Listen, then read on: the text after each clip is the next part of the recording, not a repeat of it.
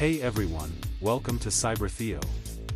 Today, I'll show you how to change the language settings on your Amazon Alexa quickly and easily. Let's get started. First, open the Amazon Alexa app on your smartphone. Make sure you're signed into your Amazon account. Tap on the device's icon at the bottom right of the screen, then select your Alexa device from the list. Next, tap on Device Settings, then scroll down and select Language.